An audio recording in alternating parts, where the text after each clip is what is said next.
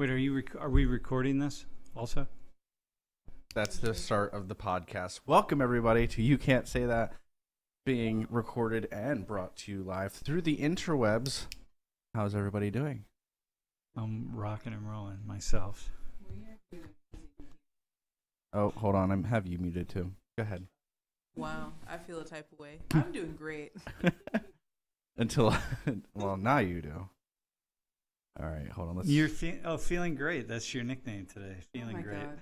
You didn't give me a nickname last week, so No, I got one today though. that means you have to have two today. Yeah. Two? Because you didn't come up with a nickname for me last week. What was the? Wait, are we still rocking? We're still rocking. Okay, let's dude. go, man. Let's get started. I don't like podcasts with a lot of small talk at the beginning. Boo. JC, you're here Mm-hmm. in the house. JC is in the house. Yup. The house of abundance. Along with Feeling Good and JH, I guess. JH. The ham. Hey, The ham. so can I say, so let's talk about, we're going to talk about Can we talk about Thursday's class real quick? Because it was... yesterday's class? Yeah. The gay one? No, that was Tuesday's class. Dude, We'll talk about the yesterday, gay can I stuff say later. something about What did we yesterday's talk class? about yesterday? No, go ahead. You say what you want to say, and then I'll start us out. I felt like, usually when I do classes like that, I have kind of an edge to me. I just get excited, right? So it's like people who swear are often people who are really passionate, right? So they've linked swearing to passion. Okay, not everybody, but a lot of folks. No, there's a passion, right? Like when I get worked up, when I'm doing a talk or I'm speaking and I'm feeling really excited, I'll start dropping A nice little curse fuck words. comes out every now and again. Yeah, exactly. Fuck It dogs. doesn't mean I'm angry. It doesn't mean it's just I'm passionate. Okay, so usually what happens when I'm talking about what are issues that I feel some kind of way about, are just powerful issues, is I start to get excited and then I have a certain, it sounds like an edge to me, but it's not really an edge. But yesterday I was able to soften that edge and do that class, which is really intense. And I walked away feeling, wow, that's one of the few times I walked away feeling like I nailed a class. Like I felt really good about it. Do you ever get frustrated when there's lectures where people just aren't reciprocating? Or like it's clear. Are you ever aware when just the class is just not Yeah, in like tune with you? Tuesday, it was raining, it was cold, people were, I could just feel the energy wasn't here. I knew it. I was walking to class in the rain and the wind and the cold, and I said, we're going to have it's going to be a tough class. But yesterday it was sunny, and it was nice, and I knew that once we went to that really intense topic of modern day slavery, I said we were going to roll. And the edginess. So, okay, I want to hear from the three of you. What I think is really a bold edginess of bringing three students who trace their ancestry to slavery to have to confront, or ask them to confront, give them the opportunity to confront their selective kind of biases, or like the fact that they're not thinking about this issue in the same way that other people of other groups don't think about race issues, right? Like white people aren't thinking about race inequality, and so like, well, you're not thinking about this, and like, I don't know, man, that's just really that I don't know if it's either really naive on my part or really bold, or really a bold confidence or something, I don't know. Or just a deep To call them equanimity. out? Not call them out. They didn't get called out. Ask them to confront the fact that they're not thinking about this. I don't think, that they're not thinking about their lack of knowledge. Their lack With of their knowledge. ties? They're not thinking about their hypocrisy. Even the dude who said, yeah, I know something about slavery and chocolate, Okay. still eats chocolate. Okay. I'm like, all right, my friend. Uh-huh. Dude, think about this. I'm almost going on a 60-year-old white man bringing three young people of sub-Saharan African ancestry, tracing their ancestry to slavery, and I'm saying, hey, I'm gonna put you on the spot in front of the world. And like, that's kind of something, man. I'm not sure what it is. Now, I don't know many white people that would ever do that. Ever. Be way too afraid to do that. I liked it because it was an opportunity for people to actually have to look at an issue. And I love when we do Thon and talk about Thon. And because everyone's like, the same excuse is brought up every single semester. So for those of you who didn't listen to yesterday's class or who don't know what Thon is just a really it's the largest student fundraiser in the world, I believe, where the largest student-run philanthropy in the yeah, and Thon raises money About $10 million a year right now. Yeah. At the very Just least, about. on It's a average. lot of money. and it's to give to families that have children who have cancer at Penn State Hershey Medical Center, obviously in Hershey, Pennsylvania. And so millions of dollars are raised, and it's really great because these families are going in, just their kids, they have kids, and then these kids get cancer, and then they have no way to obviously afford cancer treatment, so they do a great thing and they raise money. And the kids get to interact with all these college students. It's just awesome. man. Ton So of many kids levels. come up to Penn State during the event. It's a 46-hour dance marathon, people. This isn't just a fundraiser. Like No it's a thing. Like it is a thing. Well, It is Culture. a 46-hour, no sitting, no sleeping dance marathon, usually held mostly by the Greek life here on campus. That's why it's called the Penn State Hellenic Dance Marathon. Like that's its full official name. Pan-Hellenic? Yeah, Well, I think What they. is that? Okay, that means either it way. means the Greek life So on campus. so when we talk about Thon and the fact that each Thon organization has their own T-shirt, and they all have these T-shirts, and they try to get them as cheap as possible, so that more money can go toward the. Thousands and thousands and thousands of T-shirts. They go like they're trying to spend as little amount of money as possible, so more money can be spent. Obviously, with these families, well, what they're doing is they're buying cheap, practically slave labored. Some are slave. Some of the cotton is slave made, but definitely almost all the T-shirts are sweatshop. Are Sweatshops gonna for be sure. sweatshop made. Children are making it. These kids are not, obviously no one is wearing the proper pesticide control outfits, because in the United States we would have Penn State actually would come to my old job every single summer because we had a bunch of high schoolers who were working at this plant nursery, and sometimes we use pesticides on our plants, so they would have to come and show us a video made by the university saying this is what will happen if you have a pesticide, blah blah blah blah blah. And so proper protection, we can't be within certain footage of all that. They don't have that in these other countries, especially when they're mass producing it with very low wages and all of these things. So these children and adults who are they're in the cotton fields, they aren't being protected, and therefore they're getting cancer. So by us saving money and giving more money to American children, we're giving children in India, for instance, because that's the one that has 20% of our cotton comes from. Putting them at risk. We're putting them at risk for cancer. And it's like, well, we have to think about that. And why don't we start doing fair trade T-shirts? Like American Apparel does a lot of T-shirts that are made here in the United States. So we're supporting the American economy. And on top of that, it's going to be a little bit more pricey, but it's going to come with Fair wages to the workers. fair wages to the workers and a better overall thing for everyone. But yet we have to save the money. So it's like this weird balancing issue, and we keep talking about it, but yet nothing ever happens.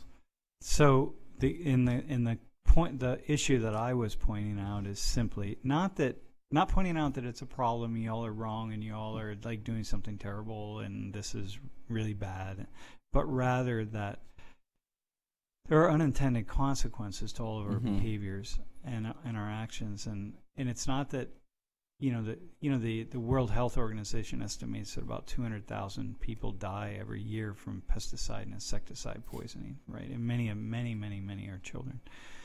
And so just pointing out that, and again, it's not just cotton crops, it's just that cotton, we use just an inordinate amount of pesticides and insecticides on cotton. And so just kind of bringing some Thon people up to the front of the class, reps who are part of this, and saying, how what do you think about this? Like, how is this? So it's really an opportunity for us to confront things that are happening around us. But the thing that's shocking to me is every time that we bring this story up or bring this topic up, people are like, well, we can't do anything about it. It's out of our control. And it's just like, you can't do everything, Yeah. but what you can do is through the power of not boycotting necessarily, but by saying we're only going to allow these certain types of shirts. And if, let's say, if Thon has some agreement with Nike and Nike's not going to follow through with it, well, see ya. We don't need you. Do it would be something else, great if at least explore it, right? Like make it a Exploring. big issue, and if you just make it an issue, and so my take, and I didn't say this yesterday, but my take is often, well, because you are the largest student-run philanthropy in the world, you have a lot of power, and other universities come here and they see Thon, and universities try to emulate Thon and this sort of thing, and it's like, well, you have actually a lot of power to make this a big issue and to kind of put, sweatshop labor and slave labor and so on up on open another doorway so that people can see it. So that's, I thought that went But also really quite well, actually. The fact that, we didn't, for the first time, we didn't allow the two young women who were representing Thon to say a whole lot. It was more like, hey, go back and just think about this and get back to us. Yeah. Well, the thing, like you said, a lot of universities are doing something similar. My high school did a mini-thon. Mm-hmm. So, we raised all this money in our high school, and that went to Four Diamonds Fund. Ohio State has a thon. Indiana has a thon. All of these different universities are now having thons. And it would be like, listen, it's great. Do thon for your university's hospital. That's fantastic. We want you to do that. And if you want to emulate us, you have to buy these certain fair wage shirts that aren't made through these blah, blah, blah. And we have these stipulations. And if they don't want to do it, great. But at least we're having the conversation. Exactly. But we can't have the conversation because we can't do it by ourselves. And it's like, well, effing make a stand, dude. Yeah, well, you couldn't do Thon by yourselves either. Back in the day, it took many years to get up there. So, so there's so much power that they have. Hey, so go back. I want to ask. Wait, what's your new nickname? I don't even remember. What was it? Doing fine, I doing guess great, so. Feeling great, feeling great. Yeah. That's what it was. Feeling great in JC. How is it for the two of you? Like when we did the chocolate piece, going back to that, like how is it for the two of you, like to think, okay, here. Well, back to Thursday's class, or like back to yesterday's class. Took the class, or like. What? Well, how about just yesterday? How did you see it yesterday, or either one? Doesn't matter. So the first time when I took your class, I had already known about the slave trade. Mm-hmm. It's just like doing the research to figure out like what's the best type of stuff to do about it to help was probably the main problem for me. But then, like hearing it over and over for me, it kind of like desensitizes me to it because it's like, yeah, I know it's happening. I'm trying to do my best, but it's like. But I'm busy. It's not that I'm busy. I mean, I am busy, but it's more like, at this point, what can I be doing? Yeah. Like, I feel like I could be doing all I can. Yep. Mm-hmm. Okay, I got you. How is it for you, though, as a black woman, as a black person, who traces your ancestry to slavery, right? So if you said what you just said, say that, imagine your ancestors are sitting across from you, who, were, your ancestors are sitting across from you. What would you say? And you said to them, yeah, so there's slavery going on. It's exactly like the slavery you went through. In some ways, it's worse, actually, today. It is worse because slaves are more disposable today than they were in the past. They're less expensive today. People can be enslaved for less money than in the past. Right, now the price of a human being, the price of a slave today could be as low as $20 or $30 or $50 or $100, and that's not true in the past, not in the U.S. anyway. The average price, the estimate is the average price of a slave, all in today's dollars, would be about $30,000. That's a lot of money. So, some people have been bought and sold as slaves for $15 in Haiti recently. Okay, so for you, imagine you're sitting across from your ancestors who just sort of come back to life, and you say, yeah, I just don't know what I can do. say that to them. Like, how do you justify that? Well, it's kind of like how Jeff was saying, like, well, I don't know, like, what we can be doing. Like, you should be doing more. Like, I know I can be doing more. It's just a matter of, like, what can I do as, like, me being the person that I am. Mm-hmm. You being one person. Yeah. Like, knowing how vast it is, knowing how complicated everything is nowadays. Like, just living and being a person is complicated. I don't know. Like, it makes me feel kind of helpless. I don't know what to do for those people. Yeah. So do you make the connection then, when I think about the kinds of things that people in power say, like Americans say about the rest of the world, or white people say about race issues or whatever, it's kind of a similar thing that people say, right? So it really, it's not that it puts you on equal footing, but it offers a window into why it is that people maybe didn't participate in the civil rights movement until it really became a big movement, and then suddenly people jump on board. But mostly in the beginning, if the anti-slavery movement really took off, lots of people would be on board. People in this class, they'd be joining up with organizations, there'd be all sorts of things. But right now, it's not much of a movement, and so everyone's just kind of like, okay, well, that's everyone's low key. That's how the civil rights movement was. It took years and years of organizing. My God, it was, 10 to 15 years of pretty serious organizing before things really got going. So it's not like, so for all those years, so many people were just sitting on the sidelines. Not just white people, but black and brown people also, literally sitting on the sidelines and just saying like, okay, but I'm not going to get involved because there's not much I can do. So I think with the case for the slave chocolate, it's different being, yes, descendants, but we're over here and they're over there. Mm-hmm. And then I think when it comes to organizing things, it's a matter of, I think something that really helps is if there's some type of two-way communication to understand the infrastructures over there, mm-hmm. or wherever something else is taking place. And I'm not sure if they're like, if they have any type of internet or totally ways of getting out to reaching out for those type of communications. Or we could ask for the network that was there, who filmed it in the first place, what steps did they take afterwards, and then getting the story out, I think, is another big part when it comes to organizing. It's when you're pushing the information so that people know that it's an issue in the first place. And then it's cool when you have a class like this where you could share that information in the way that you want to over 700 people.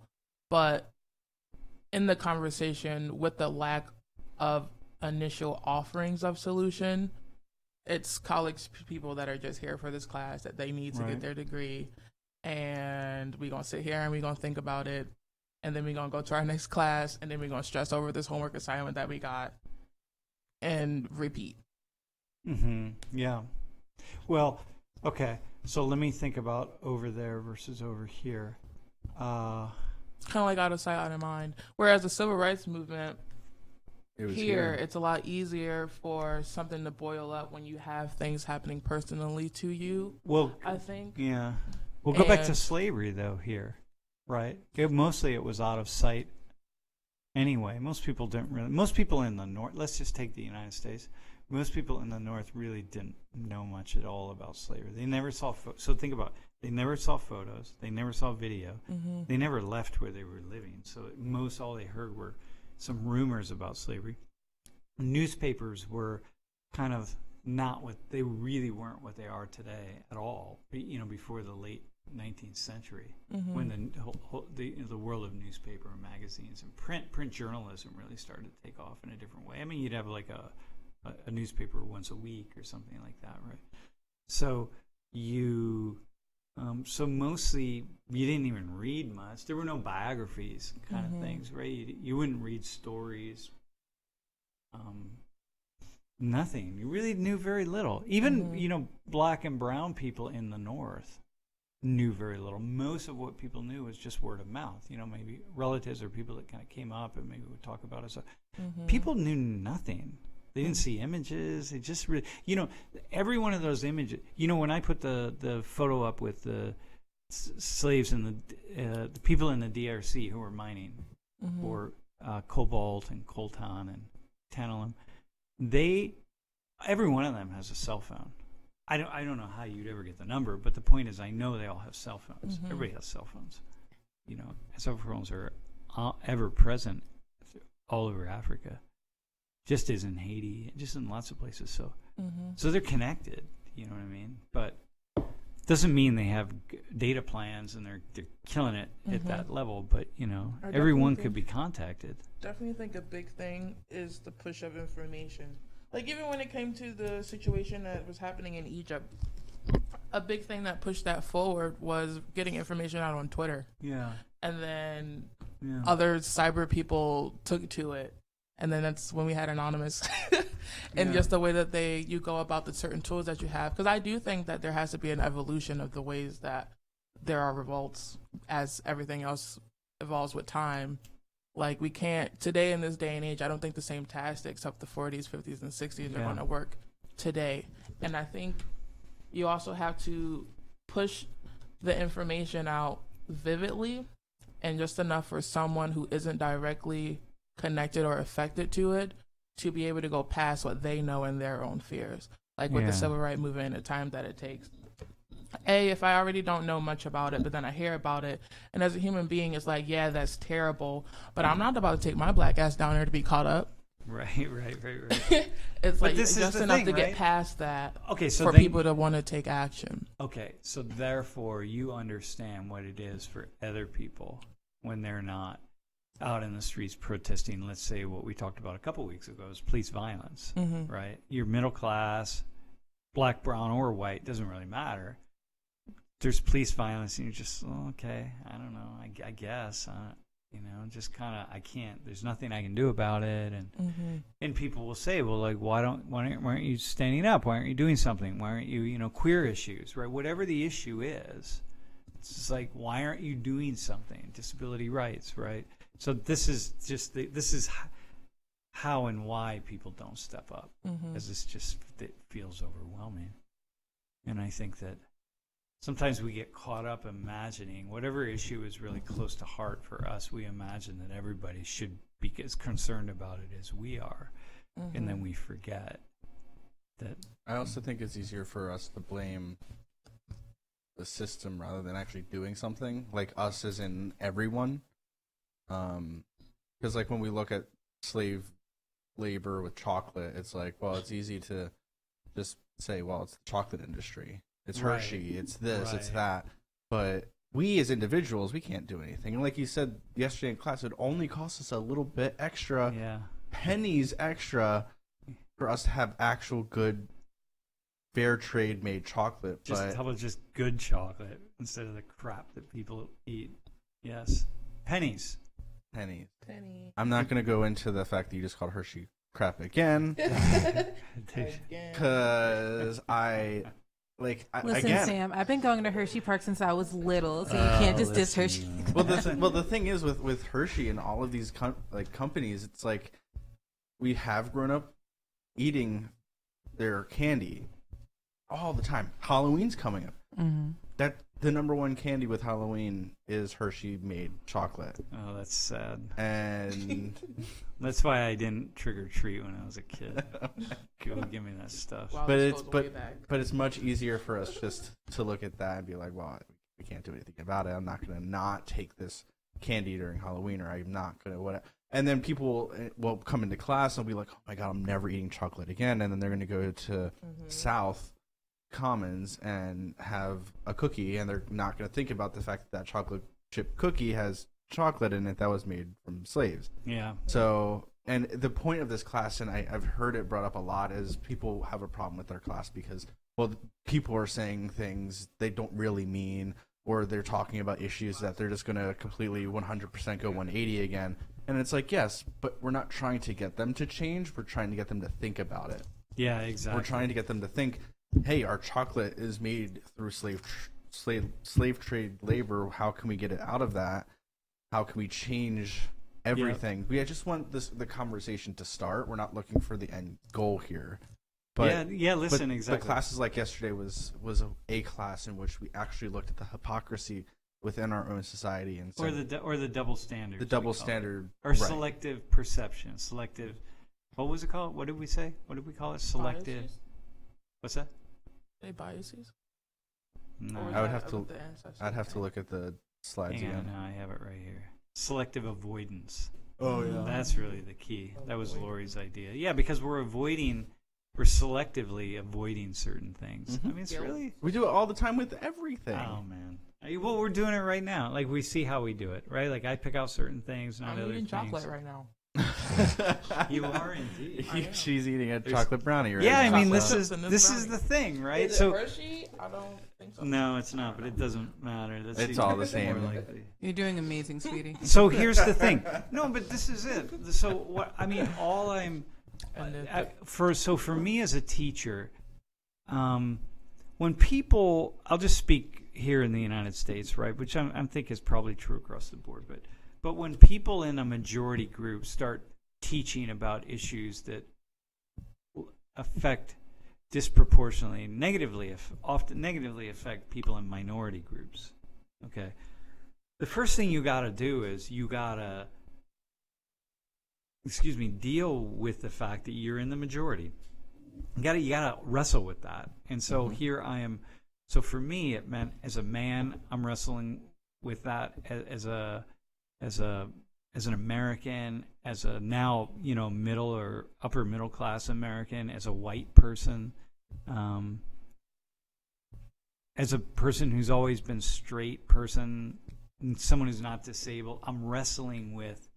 I got to wrestle with my quote privilege. That's how we call it here. I never use the word privilege. I don't like using privilege, and what it often translates into is then learning how to speak the language of the minoritized groups, whatever that is. So you got to know what the arguments are. You got to know what they're saying. You want to know what it is that they're struggling with, right? What are the issues that they're coming up against with the majority groups, and you got to be able to articulate those issues, and you got to do it pretty well. But what it often means is then people walk into the side, they walk into the conflict with feeling some kind of way about their own group, and you got to be right. Like, and then a lot of people never leave that, and then so they'll teach a class, say like a white man like me or a white person would teach a class on race relations in the U.S.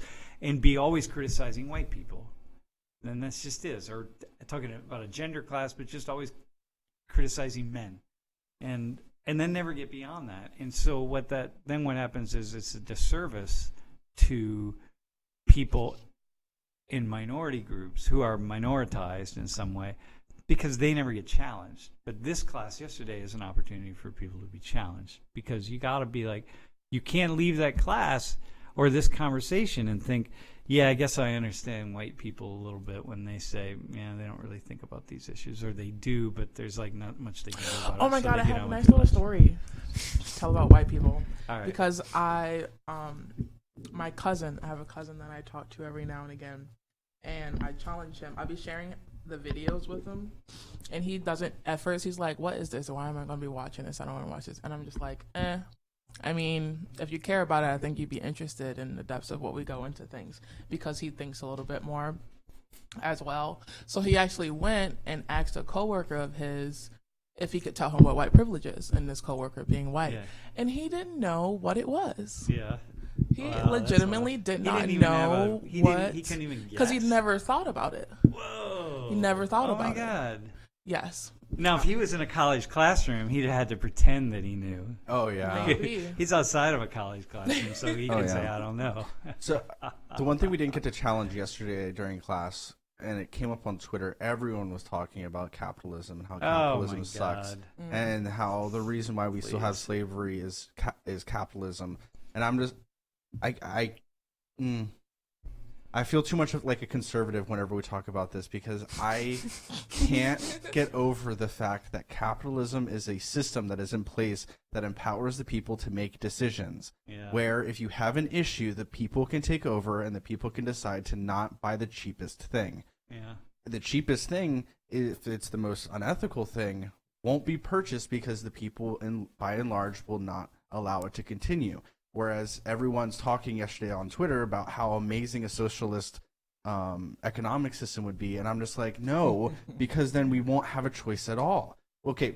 We'll have a choice. We'll have a choice between A and B, not A, B, C, D, E, F, G, H, I, J, because the barriers to entry are going to be so much higher in a socialist system, because the government's going to say, in order for you to do X, you have to go through A, B, and C, rather than saying, if you want to start a company, you have to start here.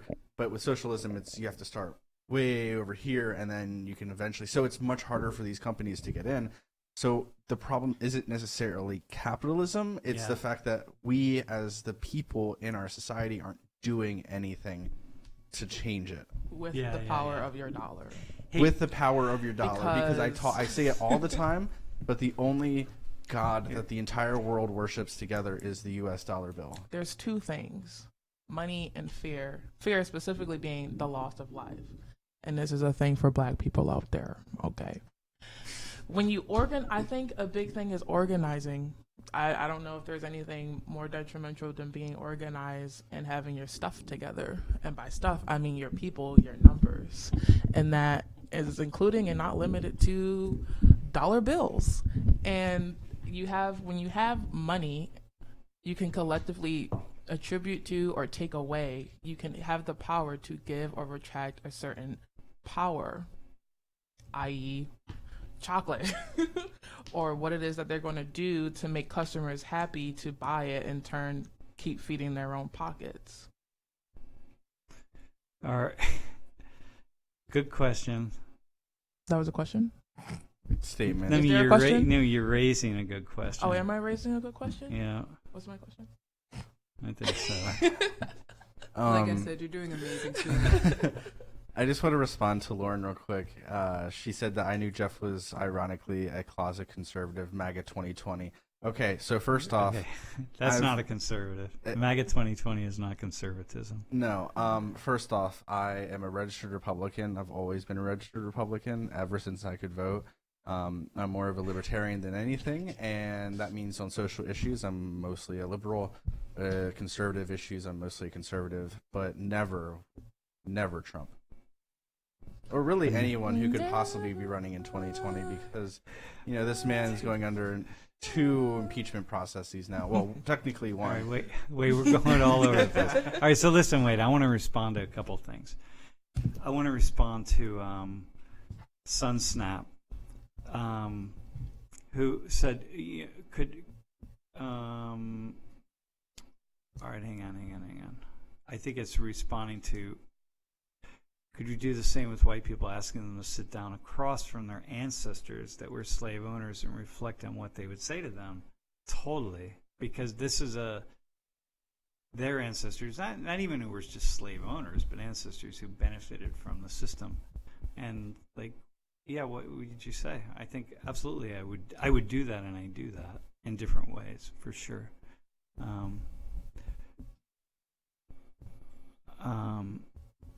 I think the problem is, and then the second part of Sunsnap's comment about victims, I don't like to even use the word victim. All these words that are just these trigger words that the left uses, I don't like to use those. So people with less power, you can hide behind the fact that you have less power. That's a narrative to hide behind. It's a wall. It's a shield. It means basically I don't have to think, and so I don't have power, so therefore whatever, right? And that doesn't apply to me because I'm in an X group or Y group, and those are just things to hide behind. And I think as a teacher, it's imperative for me that I call people to the place where they have to confront the ways in which we're sitting on a certain kind of privilege or benefits or something. Hey, can I just say something about capital? That's just Ooh. I would love to hear what you say something about So capitalism. listen, here's a thought. First off, capitalism isn't it in socialism and democracy. All of these things are things that exist in theory, in a way, right? They're ways to orient us toward some kind of a system in which people can figure out how to. I'm speaking like at the level of ontology here, like how to exchange goods and services with one another. And so, like, if we are going to exchange goods and services, and we're going to put a price to things, like each of us make things, or we provide a service, we put a price to it, and we sell it to somebody else, right? At some point in time, we can do that as individuals, and it's a free market, and it works really well. It's a contained system.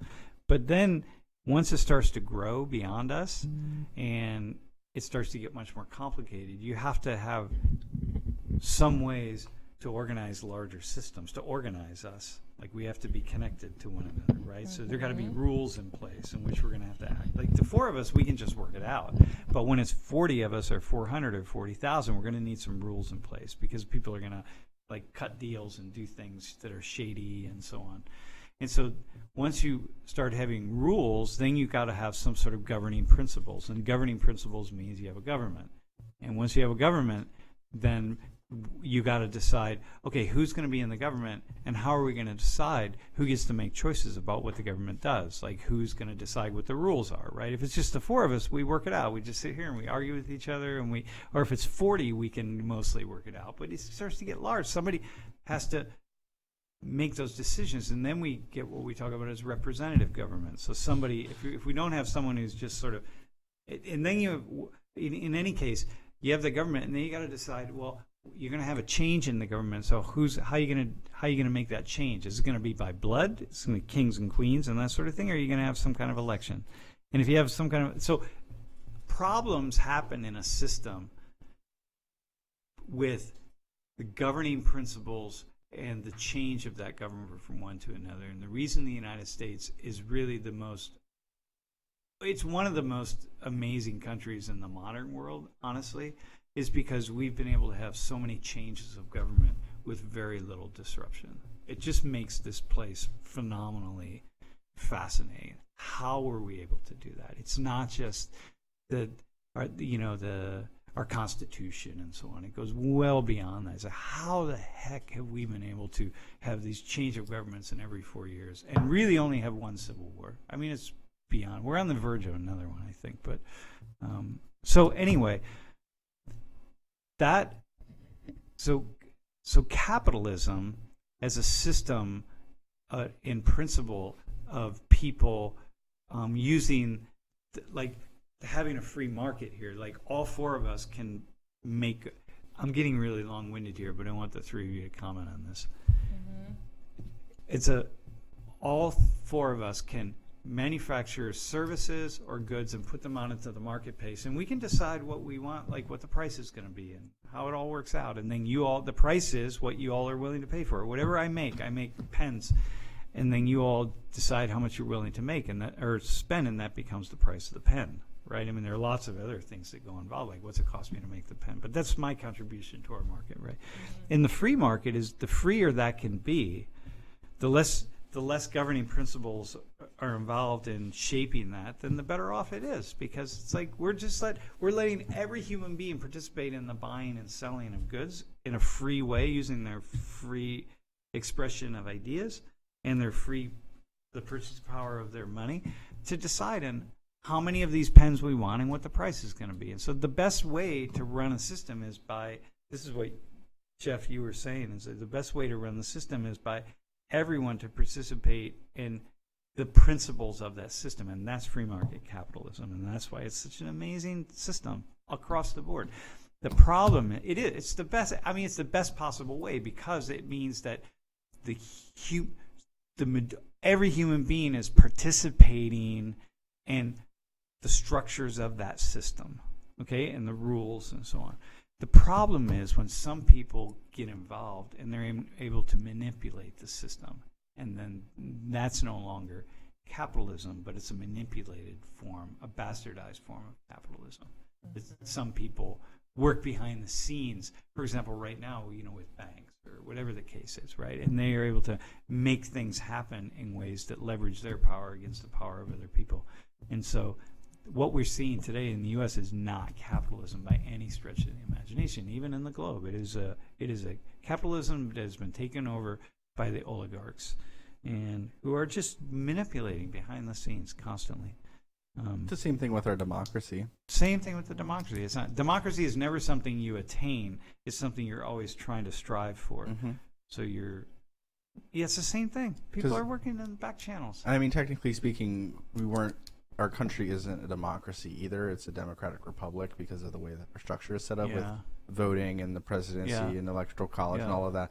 But the idea is that each person has a vote, and that the people are represented by these representatives, by the state and by the federal government. But the problem is that they're not. They're being paid for by these companies. So therefore, we don't have a democracy. We don't have capitalism because there are people that are in the back just pulling these strings, which is incredibly illegal. Oh, totally. But and once in a while, people get busted for it. But mostly. But not really. I mean, look at Epstein. He was completely. Well, look at all the banks, man. Look at all the manipulation of the banks that the Obama administration and never even prosecuted. Not only that, but he took the leaders of some of the banks who really were criminals, right? Absolutely, who made billions of dollars off of these activities that were legal only because we eliminated all of the oversight of the banks. Not all of it, but a great deal of it. And then he puts them in charge of the Federal Reserve, and I was like, oh my God, right? So. Corruption breeds corruption. It's really quite problematic to see it. It's so many and disturbing and sad. And so, how do we get rid of corruption? How do we stop? Well, you don't. The way you do it is you have just an immense amount of bureaucracy and rules that people have to follow to do things. So it's like when I want to get my driver and things that are built in place.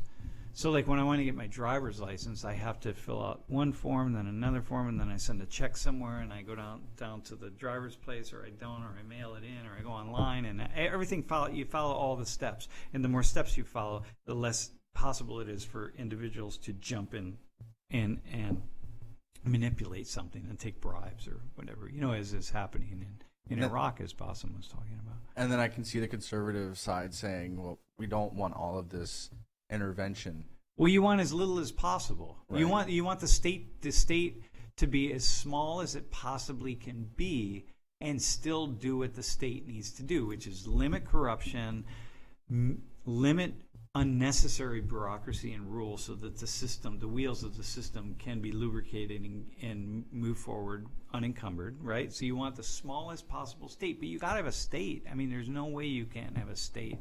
And because there are certain jobs, there are certain things that have to happen in society that we can't do without people pooling their money and then paying somebody, and this becomes the government, to do things like snow plows and electricity and water and that kind of stuff, right? Snow plows, like, you get a foot of snow, like, what are you going to do? Send all the individual citizens are going to take their snow blowers and their snow shovels out and shovel I-80, you know what I mean? No, it's not going to happen. What we do is we pool our money, and it's called taxes, and we pay our taxes, and then somebody who somehow is in this kind of system of government, either they've been elected or something, they make a decision about how best to spend that money.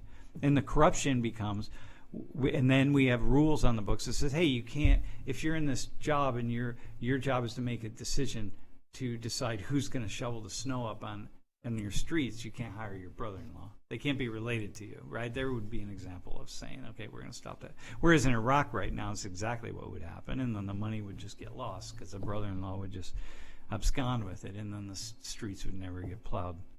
Which is why they're doing protests right now. Yeah, exactly. And same in Lebanon. Yeah. Same in so many places, so.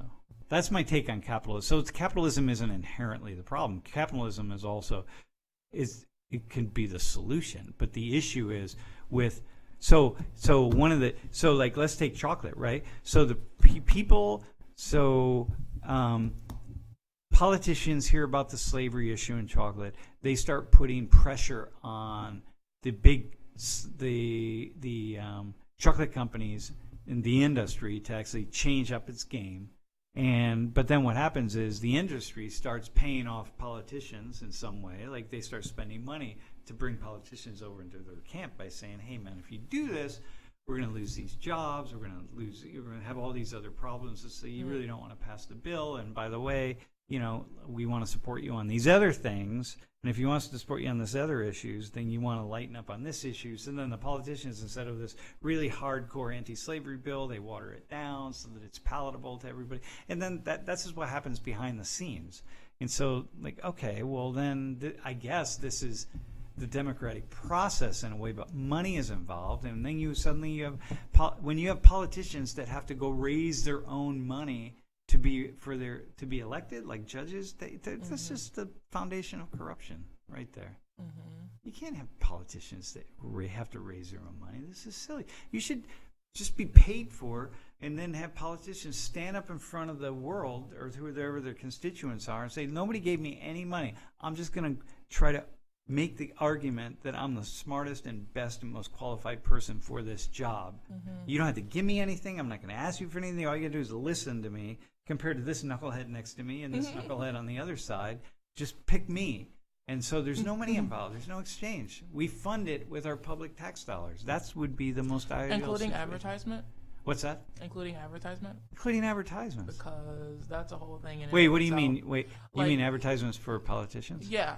Yeah, totally. And how the discrepancy between how much a Republican or a Democratic or the specific candidate is shown and people are aware of them, or their votes are up, or how many, I don't know, how much their support is due to the information being out there. Listen. And a lot of the times, it's who can fit the bill to pay the most. Or pay the block.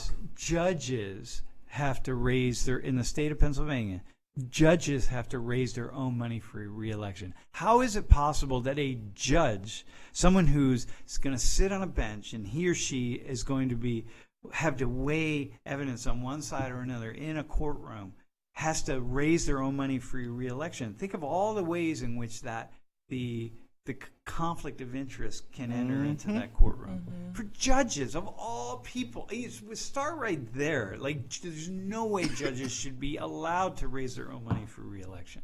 That should just be fundamentally illegal. They're not going to be looking at necessarily, did you do something illegal or not? It's going to be, okay, this person is being tried for a crime right now. Their father is the reason why I was able to win, so therefore I'm going to let him go, which then feeds back into white privilege, because people who have the most money are going to be able to feed those judges and this is one of the arguments. It's not white. It's privilege. It's privilege, financial privilege, right? For which class, but then class privilege, infrastructures in place for which some people are going to benefit on average more than others, but still. Uh-huh. No, but so anyway, the idea is that, you were just this idea of capitalism is inherently it's when we no longer have free market capitalism, but we have state sponsored corrupt capitalism. That's look at the Trump administration. Look, I don't get to talk about Trump in class, but the amount of you look at what this guy, what he tried to do. He tried to have the G7 meetings at one of his hotels. I mean, people were just, first off, it took a couple of days for people to say, is he really gonna declare that these meetings, they're gonna cost, tens of millions of dollars, if not $100 million, are gonna be at one of his hotels? Are you seriously? Nobody would do this. I mean, but this is the small scale. The amount of people in his administration who have conflict of interest. People say, up on Pew Street, it's like someone has a Trump 2020, no more bullshit, right? It's like the amount of people in the Trump administration who are who are in positions that conflict with the interests of the people it's beyond comprehension to me. Every time I look, I don't dislike. I'm entertained by Trump. I don't really. It doesn't really matter to It's like, okay, whatever. He's entertaining. He's fun. But look, if you're a Trump person, you owe it to yourself, for crying out loud, to look at this stuff. I didn't vote. By the way, I did not vote for Hillary Clinton. I never voted for Barack Obama. I didn't vote for Bill Clinton. I didn't. It's neither here nor there, right? But it is unconscionable, actually, the ways in which the system has been. It's actually worse than under Obama, which is worse than under Bush, which is it's just going downhill so fast. It's depressing, man. Okay, man. Slippery slope. Dude. Corruption. What do you got? Our niche. The niche. How you feel about corruption? Corruption is bad. I don't know. It's a complicated issue that I feel like I'm not educated enough to speak on, so I haven't really said anything. I don't want to say something and be wrong. That's the only reason I haven't. You don't want said to be loud and wrong. I hate being loud and wrong. I hate people who are loud and wrong at the same time. Because it's one thing to just be like, well, I have my opinion and that's it. Yeah. But then if you're like, my opinion is the opinion and that's Oh the my only gosh. opinion that matters. That's why, luckily, most of those people don't come up to the front of Social 19 and talk. I wish they would. Oh my God! I wish don't. they would. I don't, because I would have to, because I'd have to stop Shut them down. somehow, because if I didn't, it's as though I agree with them, and that would be a problem. Hey, by the way, I just want to respond to a couple things on the. I would like to respond to the medical field question. Yeah, I saw that question. Yeah. It was- Capitalism in the medical field. Really, what's happening is the fact that hospitals aren't able to enter into the free market because they're being told how much certain things are costing, and then hospitals have to pay for these certain things at that rate, and then they're charging the customer, the person who's getting their procedures or whatever, have to then pay for it. So, for instance, they're paying for the little cart that comes into your room. You have to pay for that. You individually have to pay for every cart that is used. But that cart is expensive for the hospital to have, so therefore it is exponentially more expensive for you to get. So what I would say is... Well, that's even just one. Yeah. This is a good example. This is a very small example. Tiny, of the but the reason is because it's something that we don't think about when you go into a hospital. You don't think about the fact that every single needle that they use, every single thing that they use, they're going to charge you for. Who you eat, how much TV you watch. Especially the food Listen, and stuff. So what they need to do is actually enter the market and say, you know what? I don't care about company wholesaling to hospitals. We don't care about you anymore. We're going to go to freaking Amazon from now on and get the same quality stuff for 1/10 of the price, and then that is going to bring the savings down to us, which means insurance companies aren't going to be paying as much, which means our bills aren't going to be nearly as much. But you're missing the fact that the entire insurance industry is a scam in and of itself, right? I mean, it is and it isn't, though. Now, look, man. Here's my. I am biased because my parents both work for a major insurance company. Yeah, I got you, and I'm not looking at the small scale stuff. I'm just looking at the larger scale. So first off, people talk about, well, we should have, should we have a Canadian or a British model or socialized medicine, right? Single payer. It's like, well, we all essentially we have that in a way. Look, it just means there's the government involved in our industry. Yes, the government's absolutely fully involved already. I mean, It's not as insane. It's just, oh God, I can't even begin. All I know is I can't even begin to do this. Sometime we'll have Dr. Mulvey on to talk about it, but the level of corruption, it's such deep.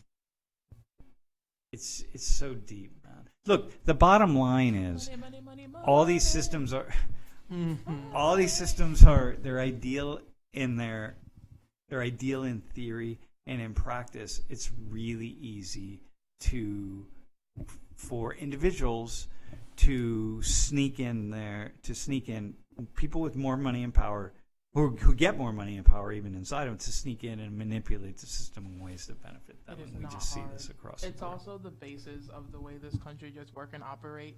Even if you want to break it down to the treaties with the Native Americans in the beginning, like just legitimate. Dude, it's not just this country. It's every country, man. It's every system. It's human systems.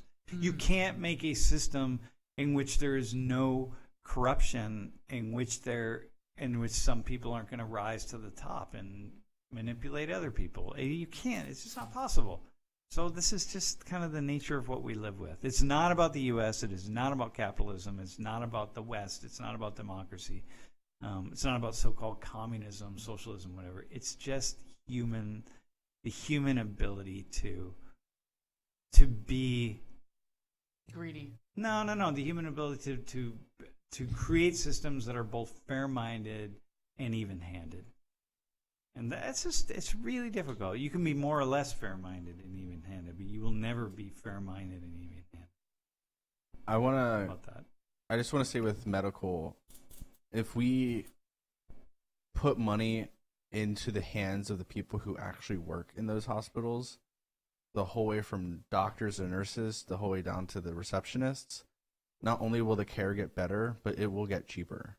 Because if we take money out of having to pay hundreds of thousands of dollars for stupid things and put money in the hands, hundreds of thousands of dollars into the hands of the people who actually do it, not only are they going to be better, but the overall way in which they're going to view their job is going to be better. Like everything would be better if we would actually put the money in the hands of the people rather than in the hands of these corporations, which is against capitalism. So it's just system. It's not that it's against capitalism.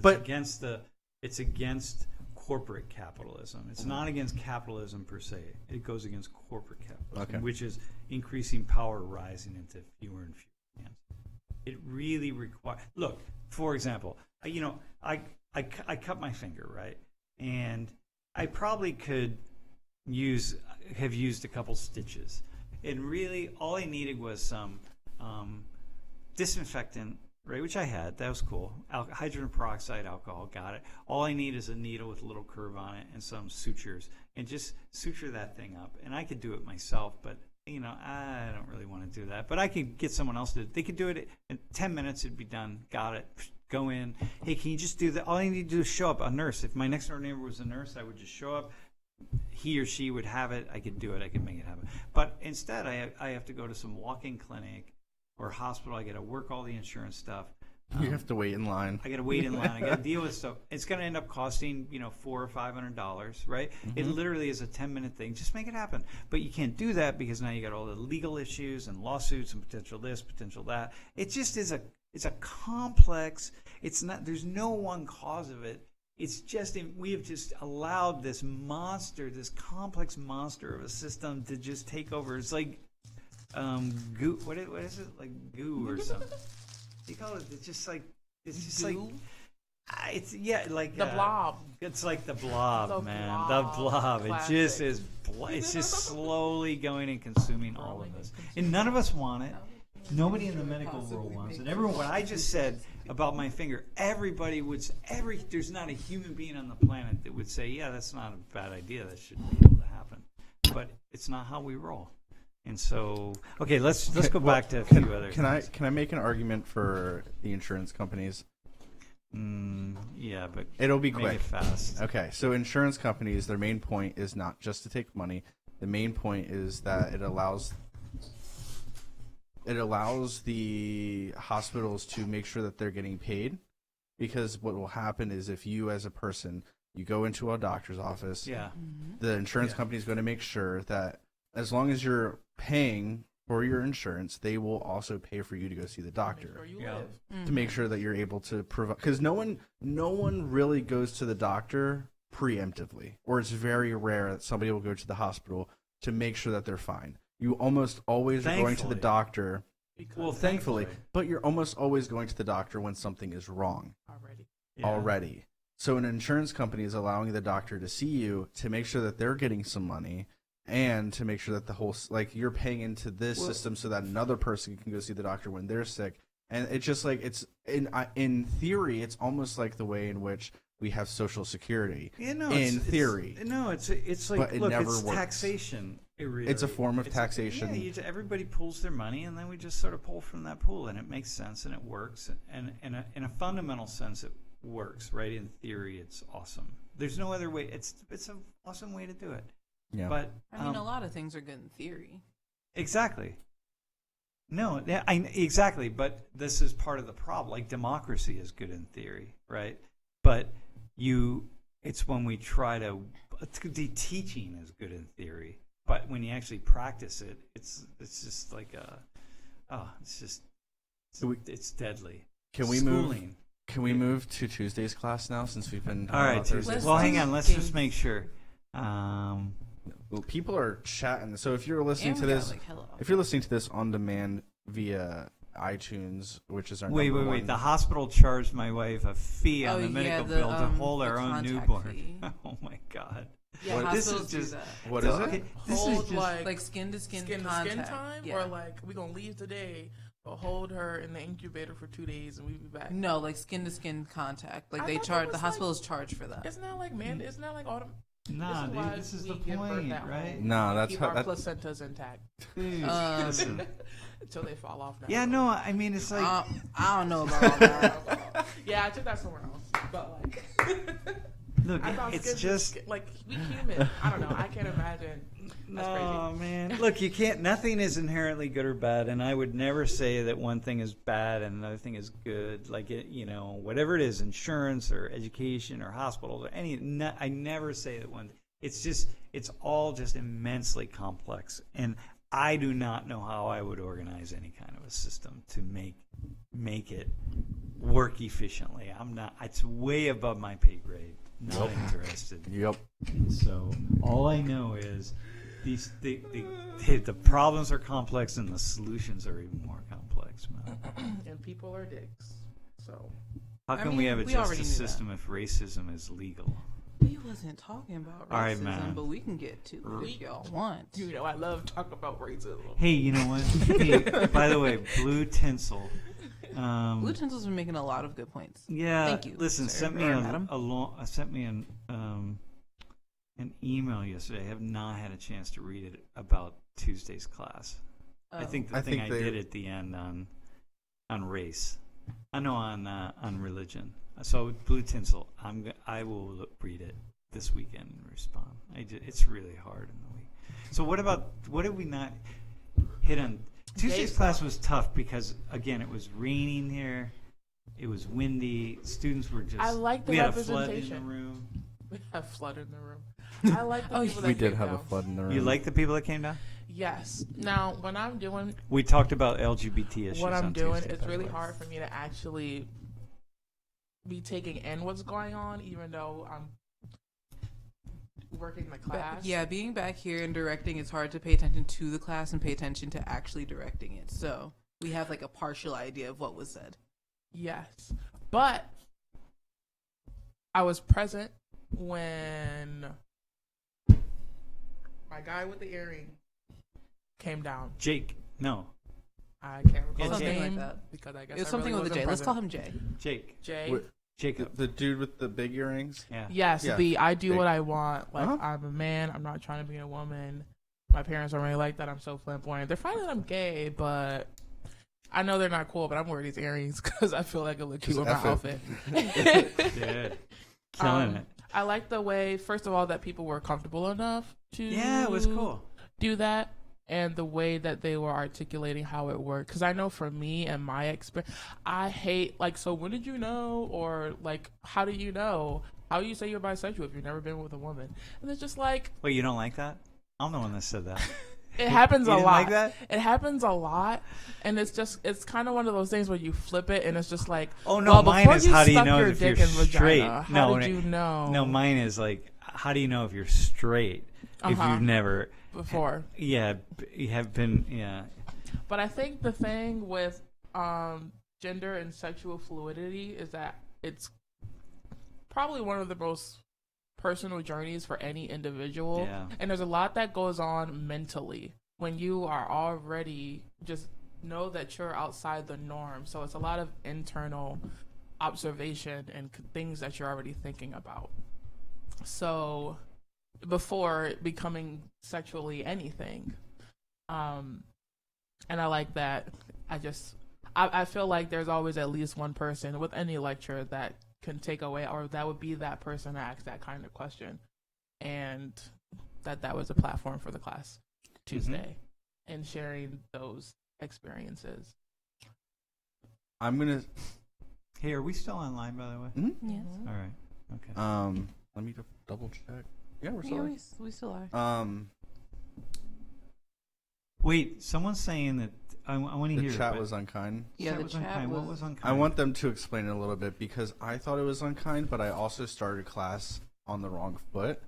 So at the beginning of class, when I first, now I've been wanting this class for a long time. We've talked about trans issues before, but we've never had a full class dedicated to queer issues. And so I was That's really, true. really, really wanting this class, and I walk in, and then there's somebody on Twitter who put me on blast for asking They Bossum did.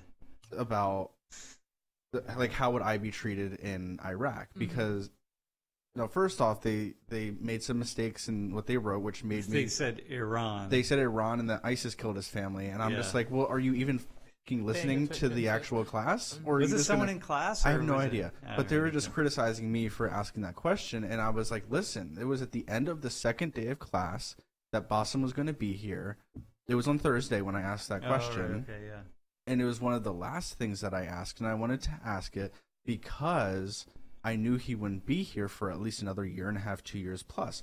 And it's something that's brought up every single time that we my talk God, about every Islam. time we talk about Islam, the stream just is always blows asking up that. about homosexuality. Yeah, so I yeah. needed to And ask the Bassem wanted question. to answer it. And Bassem and I had an But you know hour-long what? conversation in the car about it, and I Yeah. wanted him to be comfortable with answering that question, so that's why I asked it. So I walked into 119 seeing that I was being put on blast for asking the question because it was, in their opinion, the wrong time for me to ask the question. Like, there's ever a right time to ask anything. It's the same thing when someone's like, well, it's not the right time for me to come out. There's never a right time for you to come out. Dude. There's never a right time for almost anything. So it's either going to be or it's not It was going a good to be. question, actually. Bossum really wanted to answer it too, but whatever. But people, this is what we deal with all the time. The snarky people who are they just want to be snarky. That's why I I don't mean, even Sam, you look get at called Twitter. racist every other day by people online. So Oh my God! Well, they don't know I am right. You haven't. They haven't been back here in the room and seen my robes. oh my So, god, And the flag. exactly. You have to have them pressed all every of you, week. with the two of you also. Man. Remember the Dave Chappelle Oh skit? god. But when he was blind. Yeah. Okay, but anyway, go ahead. But So what else about? Did you feel like why was the chat unkind? Like what happened? you would have to ask, I would have to look at it again for me to remember, because I just remembered that at many points in the class it was just back to off-topic comments, or one of the things that was brought up that was actually, there were some things that were brought up that I was very curious about. For instance, somebody said, it's interesting that when we talk about people in the LGBT community, they're talking, and especially with gender, they're talking about how the gender identity doesn't fit them. However, then they automatically jump to the identity of the other gender and just hold on to those when they're claiming that gender identity is more fluid than it is. Yeah. So, for instance, I don't think that I'm necessarily, hypothetically, because I'm a cisgendered male. Many people didn't know what cis meant. Cisgendered means that you are the it gender is that a you new identify thing, by with. the way. It's No, only it in the totally past few is. years. Totally is. So, cisgendered meaning I identify as a gender that I was born. I identify as the sex that I was born. I have no issues calling myself a man. However, when people can identify as cisgendered, but then they say that the things in which we have put as male and female don't align with reality. So, for instance, trucks are for boys and dolls are for girls, or pink and blue. Those things are social constructs, so therefore they're breaking it down. But why? Or Used what to be is the... reverse, by the way? Go It ahead. used to be reversed, especially Pink the colors. was for boys and blue was for girls. For a long time. No, not only fairly recently. It was only in like the 30s or 40s that started to get switched. But the question that was brought up I'm was... sorry, did you say recently? Yeah, dude. It's only in like in the 20th century that it got switched around. I'm not kidding. It's crazy. Look it up. For the longest time, pink was for My brain boys. is filled with Yeah, far I too know. many It's just factors. the face that Years, joys not- me. Well, wait, hang on. A That's long recent, time. my friend. Dude, I'm looking at geologic 90 years, time. is it Look wrong? at me. Is it a long- Like compared to like the amount of time the Earth has been a thing, like it's pretty. That's No. pretty recent. No. But- Dude, this country is young. Yeah, I know. So, but anyway, so the Oh, question then is these when young people Oh my Sorry. god. when people say that it's a social construct that Yeah. I am a boy, so therefore I must like trucks, why do they always just go to the opposite and they say, well, I identify as a female, so therefore I'm going to follow all these Yeah, female exactly. stereotypes? Why Yeah. is that? And there is no direct answer of, well, the entire reason why 3% of the United States population who identifies as LGBTQA plus goes to the other side and follows the same stereotypes as the opposite, for instance, or the 0.5% who is trans. Why does that Dude, why is 0.5%? Okay, Who knows? let me ask That's this, the question. man. Dude. That's a okay. So I was thinking when about something like I had a neighbor. Or boy clothes are bought by girls and girls' clothes are bought by boys. Why is it that it's not true across the board? So we have the stereotype is that gay men are all femmy kind of thing, and of course that's not true. Obviously, look at you as a perfect example. Yo. Or that the gay. Well, I think back to the kids who were gay when I was young. Yeah, they were the ones who were playing with dolls. No, they weren't actually. Most of them were not playing with dolls. And I played with dolls. I mean, Dude, you've never I had a doll. You saw in the photo, right? In my pink Everyone. jumpers. But no, but it's not that. And so, but a disproportionate number of people, women, switch sides, right? Like I go to a women's, I remember a couple summers ago, I'm in a women's softball tournament or something, and I'm just looking around at all the really butchy women, right? And then in between all the butchy women are some femme women, and I'm like, how do we get here? How are we switching sides? Or I'm looking at all the kind of I go somewhere and I'm seeing all the more femmy guys, and I'm like, why did why did they switch? Like, why are they switching? Is it a learned thing? Is it biological? Like, how is that, right? I think it's almost all sociological. I don't know that. I think right? trends and styles for queer community is the same as any mainstream system. Because I was thinking about that yesterday when we were talking about, or just in thinking about norms or form of expression and what, or like how, and just noticing like a lesbian woman may tend to dress more masculine. Or given a certain type of body type, that they tend to dress a certain way. Jeans, plaid shirts, button up, whatever. Side, flannel, like shade, right? Low cut, side shade. Like it's just like I noticed that trend. So it's like for being in those gray areas, like being cis male or female, man or woman, like. Jake, we call him Jake. Yeah. Did he say he was cis male? Cis, I was like, but obviously it's not the norm for a straight man who's not flamboyant. If you're identifying as like cis man, like a man being, and what Jake do you mean by flamboyant? Flamboyant, okay, like feminine. Got you. But like, I don't know. For me, if I hear. And I think that's why it stuck out, especially when the girl, what's her name? She came down a couple times. I know, I know who you're talking about. Especially but I don't when she said that, because maybe it's just me. I don't know if it's like a way someone identifies it across the board when they hear someone say that. But for me, it's like black and white, boy, girl. So it's like, but she says that, but you're still on a little masculine side, or at least when it comes to your style. So what's the trend, or where does it come from? Because now you have it identifying as like what makes a book. Because I also explaining those terms for me being someone from Philly, because we may use certain words, derogatory terms, like dyke. Not a lot of people like dyke, but in Philly, I don't think twice if I hear dyke or if I say dyke, because it's a descriptive word to me. Like if I look at a female and she walking around like a bull, that's a dyke. But I'm not saying it negatively. That's the description of it. Just so how that's almost like the way that's the same way as me saying that guy he's feminine. Right.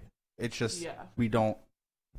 Or twink. When you and I were talking about the word twink. Well, it's different. I think you and I have two different things with twink. So one of the things I wanted to bring up in class is the fact that the LGBT community is.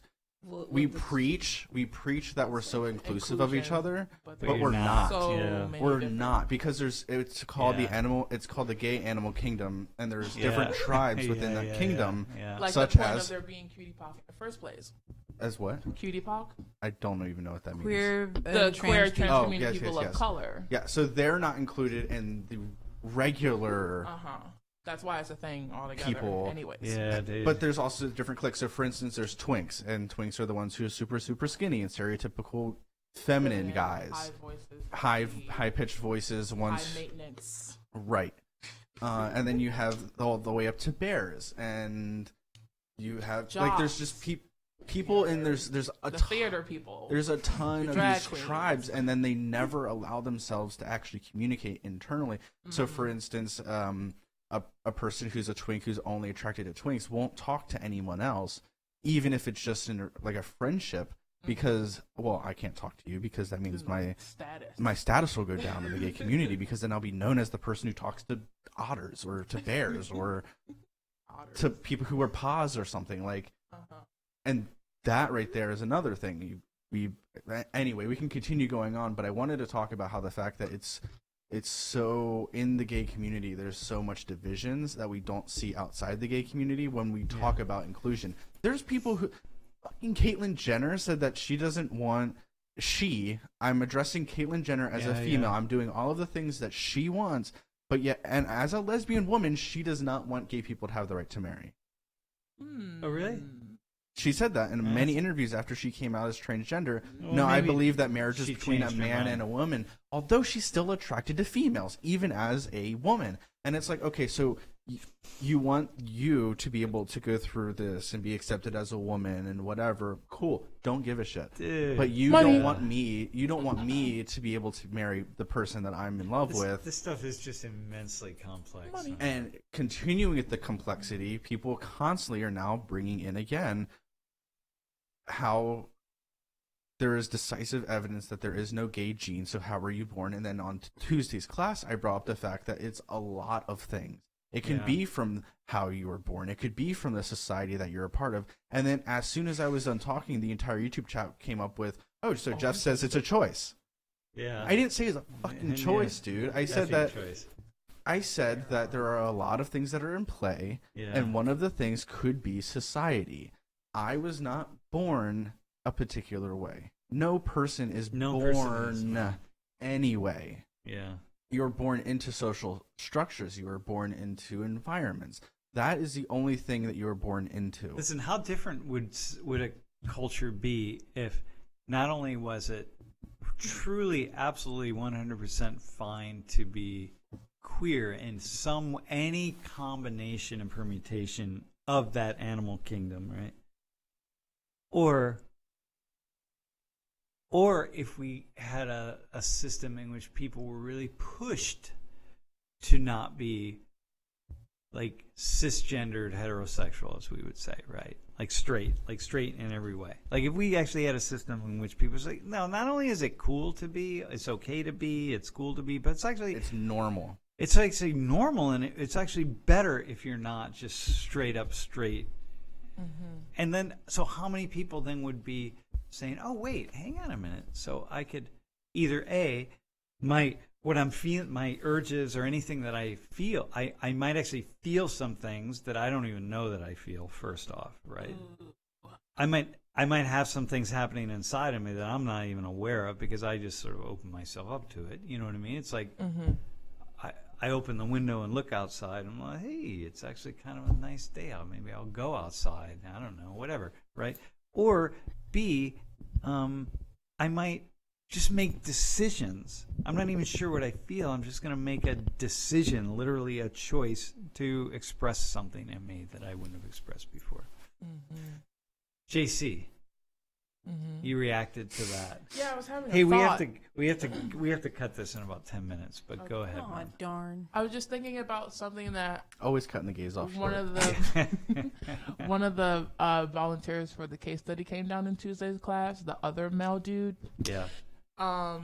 And he shared something that I don't think a lot of people know, which is the fact that like a third gender has always been documented in certain type of cultures. Yeah. Yep. So I was just thinking about when we have the lecture where you're talking about 25% of the population is homosexual and 1 in 4. Where we say that They're where out as people LGBT. think that. Yes. I think I find it really interesting over the. I'm wondering if it's not if it's more people just being born, then I guess this doesn't make sense. But if it's not just a matter of people being more comfortable with coming out and doing it, like is it something that's already been done, or like the rate or how actually normal it is, like in the number of people that are not straight has always been steady for however long of a time, and it's just a matter of knowing it, which comes down to people expressing it. Well, which you do or don't do given the climate of your environment, whether you feel like you're accepted or not. So the way to do that, and I'm sure people have been doing some kind of research on that, but the way to do that is to go to some cultures where it's really not in any way cool to be gay. Okay, so go to, some maybe like Alabama. Uganda or somewhere, right? Where they're Alabama. where it's what's We're that? not talking about Alabama. No. Go to like Uganda. You didn't DRC maybe. DRC. So it was Congo for sure. DRC, I think, passed the law and that it's okay to kill gays, and like Kazakhstan or Uzbekistan. I mean, so you got to go to a few places like that and be like, okay, can we do these? Somehow collect some data to find out how many people identify as LGBT. And then those kind of places, or go to the past, but we can't go to the past. Are they so going we to don't say really it? know. That's the problem. This is the problem, Right. right? And then you go to some place like the Jamaica. Netherlands or Scandinavian countries, or increasingly here in the United States, just like in California. Like, are there Definitely California. do more Anywhere in people California. identify as gay in California than I don't know, somewhere else? I feel like that's what you'd find. I think that Is it because Or like, people move who's there? gonna Or? openly say they smoke weed. I'm pretty sure your number's going to be pretty high in California. But that's the difference, because Compared to- smoking weed is a action in which you do, whereas yeah. sexuality is something that you are quote unquote inherently. So the question then is, are people just more comfortable being out? So therefore the number is higher, which does that mean that more people are actually LGBT? Like, does that mean that sexuality is more fluid? And I think that might be the answer. I think I think people are more gay than they think that they are. For instance, I listen to a podcast every week, and on that podcast sometimes they'll make a joke about like, oh, I'm 5% gay or I'm 10% gay. Because this guy, one of the hosts, he's a straight dude who has a wife and has multiple kids, but he's like, I'm not even gonna lie, I watch porn and and one of the things that I pay attention to is the guy. Because if he has an unattractive penis, I will not watch the video. Therefore, I'm 10% gay. And if people would actually seriously look at themselves through that lens, not as, oh, I can't be. I could never be gay. I would never kiss him. Well, I'm not talking about that. I'm talking about the inherent things that we think about in the solitude of our own mind. Yeah.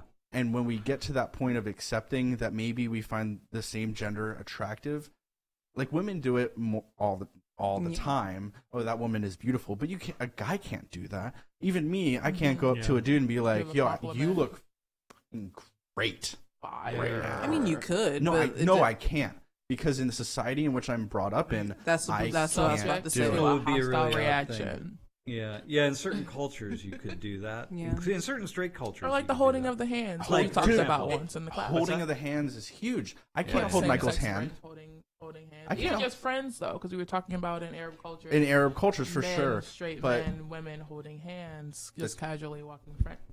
look how many. It's not I always looked say at that as like negatively.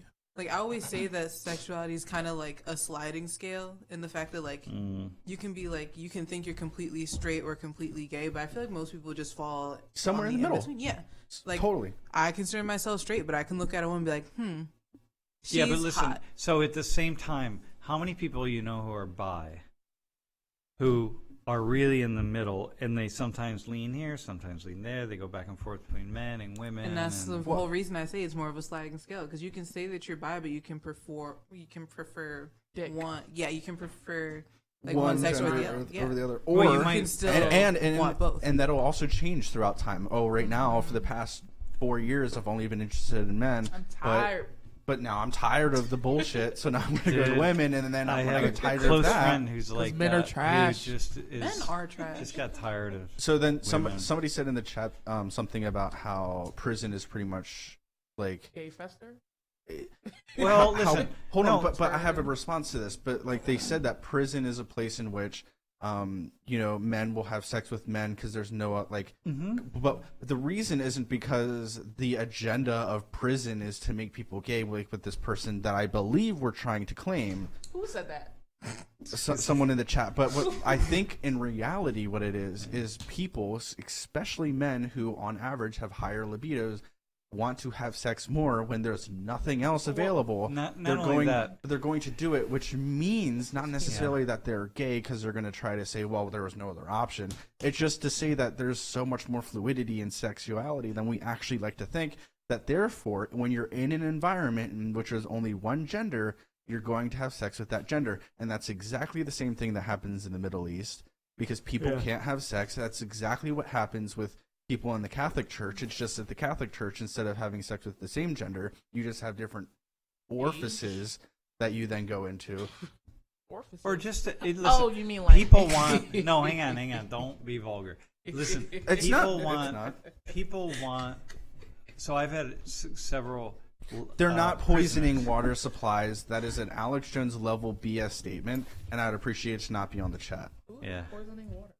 The government's putting fluoride in our water and it's making people gay because what happens is fluoride is in water. I thought that and was true. What? Well, It's if not that's the bad. fact, then everyone should be chugging it because gay people are. What is great that most of the about? time. Damn. So fluoride supposedly they believe is a chemical that makes people gay because they've tested waters in which frogs live, and yeah, there's I a got certain that. level of fluoride that frogs Damn, have you to know live what? in, and so therefore fluoride makes you gay because what happens is frogs are able to change their gender depending on what is needed for the species Oh, to listen, continue. dude. So a male frog who has too many females, there's too many males in this pond, some of the males will then turn into females to be able to reproduce. It's a sorry. fact. It happens. Are we And frogs though? Exactly. Dude, Are we listen, frogs? And does all I'm gonna sex and listen, gender have to do with? all I want to say is on Wednesday, I drank a lot of water. I love it. From the tap. And on Thursday, I wore a bright pink shirt. That's true. Just saying, my friends. Just saying. I mean, know. I chugged a gallon of water last night, and now I'm wearing a rainbow. Look but- at you're on. I'm Yeah. telling you, this happens. Which man. I wore this one Hey, day. by the People way, were like, "That just- hoodie is really gay," and I was like, "Yeah, it is. Thanks." Just a quick thing. Happy. I've had a few conversations with men who are in prison, who are lifers, who are friends of mine, and what they all said was, "Look, we're human beings, and you may see us as these animals who are just whatever, throw us in prison and throw away the key and so on. But the truth is, we're human beings and we have feelings, and we also need a certain amount of tenderness. No, not just release, just a certain amount of tenderness and touch and so on. And so it's like we also need that. That's not. And so that's also part of it that I think really matters. And it's also a way of dominance as well, but by and large, it's not going to be. Yeah, I'm not. I think that's less. Hey, we do have to go. I have to actually. Time check. Ooh, it is 1:34. He is not wrong. Oh yeah. Yeah, I do have a meeting in a half hour with yeah, Dr. Mulvey. yeah. We gotta go. I have a meeting. With Okay, our like last minute assistant. thing though, someone said fluoride in toothpaste too, and I'm like, yeah, that's the reason why I brush my teeth twice a day. So you get gayer? Exactly. But let's start wrapping it up, people. Let's do That final is the thoughts. word. Ooh, Um, we're all gay. Just final thought. Dan, what's your final thought, Listen, man? I'm actually rescheduling a meeting. Ooh. He said, please hold. I'm My final thought is that the world is complicated. Oh, We gosh. can't make changes on our own, but we can try to influence each other to make more positive change throughout the world. Gay issues still are real, even though gay marriage is legal, and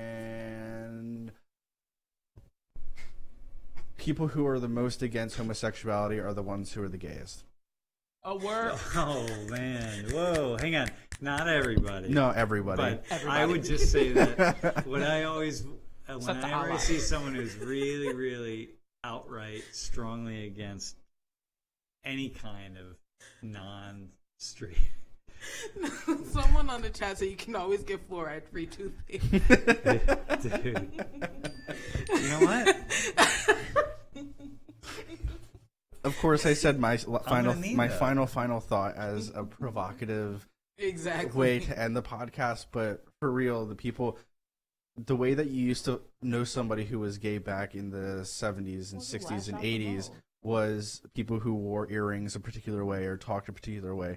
The way in the 21st century that you find a person who is gay is that you look at their voting record for LGBT rights, and if they voted against it, they're most likely gay. That is my final That's a thought. lot of work. Listen, But I agree. Here's the thing. Wait, what was I going to say? I don't know, man. I'm not in your You head. just rescheduled a thing, and I rescheduled that. All right. Sam's final thought, and go. I enjoyed the conversation today. We're gonna, thanks. I enjoyed. it's fun. We got hiccups going around. Yes, the occasion. Okay, JC, final thought. There are a lot of institutions that there's always at least one thing that someone disagrees with, but you definitely perpetuate it. And I ate chocolate today, Ooh, man. so I perpetuate slavery. Damn. Feeling great? I learned that fluoride makes you gay. Dude. Feeling great. Telling you, man. Google search Alex Jones frog or gay frogs. Alex I mean, Jones I has knew said- that about frogs. It's just, it's the funniest thing that I saw in the chat today. and fluoride Telling you, free. man. It's like the day I learned I about want to black start balancing tracking and when I cameras. wear these bright pink and whatever shirts to see how Let's much do that water for I a drank semester. the day before. Let's do that for a semester. Every time you wear a pink shirt, have a tally board. All right, let's go. I mean, we could do that. We could just Yeah. look through the. That The is pictures. true. Okay, wait, my final thought. Final thought. Yeah, I don't know a lot about corruption, so I don't tend to speak on things that I don't know a ton about. So I'm not going to say much more about it, but I don't like it. I mean, that's like the best I can come up with at the moment. Gay rights are human rights, and drink your water. People, stay hydrated. And choose if you want to put fluoride in it, I guess. I don't know. Go out there and Be loving Do or what? be nothing. Go out there and conversate, because we are sponsored by World and Conversation. And anchor.fm. conversate.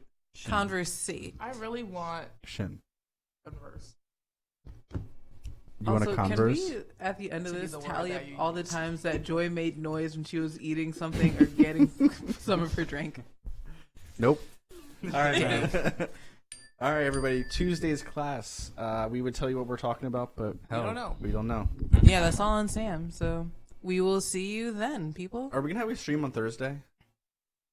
When's the No. retreat? Is the retreat this We're weekend? not 'Cause streaming on This- Thursday. I don't. You This know is what? weekend. I don't know that. I don't know if we are. Actually, it's better if we don't. I could say some things that I don't have to say on the stream that I Don't don't have to what? worry about. On Thursday. Yeah, because we only have about a half hour or so. There's a quiz for everybody watching on Quiz this YouTube. There's a Thursday? quiz on Thursday, this upcoming Thursday, so in 6 days. The third quiz for Social 19, which, by the way, they're only quizzed on information through external readings and videos, not through what we talk about in class. So whenever everyone in the chat is talking about how do you quiz on this information, we don't. We take Yeah, the we info. don't. And all the readings and videos are online at social19.org. And so you if can wanna all- see You what can they're do it reading. You can go follow along. Yeah, just go to social19.org. So we will see you all on Tuesday and on the podcast next week, next Yeah. Friday. Do good today. Hasta mañana. Be great. Hasta luego. Oh, I'll be sad we're leaving. Yeah, we'll always be back, and you can rewatch the videos. We'll always be your friend. Exactly. We'll always be your I'm friends. your friend till the end. Oh my God. Bye. Bye.